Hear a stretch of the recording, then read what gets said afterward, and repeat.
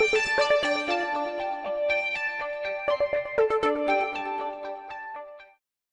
welcome to Political Quickie, your political show that subjectively discusses current affairs in South Africa and all around the world. My name is Mapasika Mura. So, the bus strike continues with the unions and the employees on one side and the employers on the other. So thousands of South African road users have been stranded, resorting to other modes of public transport. So the taxi ranks have been flooded of late. So the employees want an increase of 12%. So they've been negotiating back and forth with no prevail. The employers then offered them 8% and the employees were like, no. Then the employers went up a notch and offered them 9% and then gave them an ultimatum that if they do not take the 9%, they will go back to their 8% offer. And so they did. Zanele Sibala of Satao said that the employers were negotiating in bad faith. According to Megabus, there are 19,000 buses that are used for public transport in South Africa with a replacement value of 4 billion rands.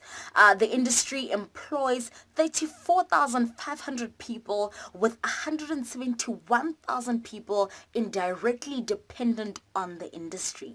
According to ENCA, the CEO of the Golden Arrows Bus Services says that the unions are asking for an increase that is beyond the stability of the company. They're saying that this protest and this increase is actually endangering the bus industry. They simply can't afford it, especially because it's higher than the percentage of inflation.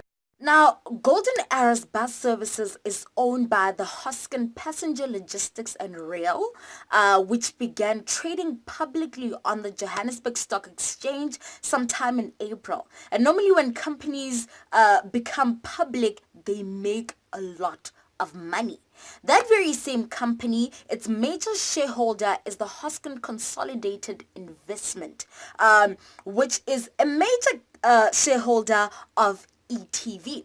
So I saw another interview on ETV where, the representative of the employers as well as a representative of the workers, were going at it, destroying each other.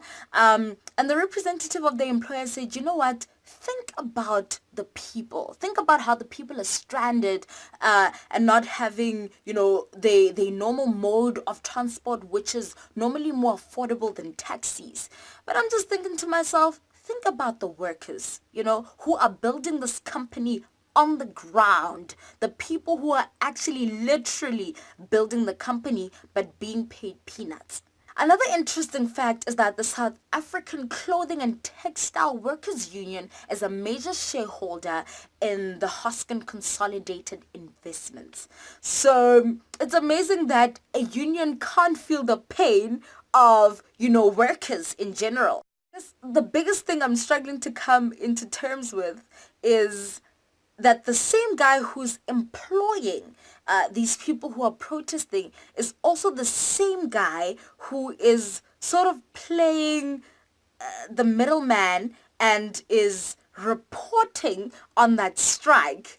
That's a very interesting one. I mean, it's common practice that a company would have, different interests in different kinds of assets, but the media and the employer is actually one guy in this instance. So very, very interesting. So it's very hard to get to the truth when there's that kind of conflict of interest.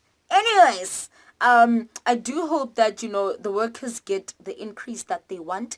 And I do hope that it doesn't destabilize the industry, as the CEO said. It's very difficult in this instance to know what the truth really is, whether, the bus industry really is struggling or, they're just trying to not give the workers their worth, what they deserve. So yes, that was Political Quickie. My name is Mapasika Mura. Use your talents to serve humanity and get to the bottom of the truth. I will see you guys on Wednesday. Yeah. See ya.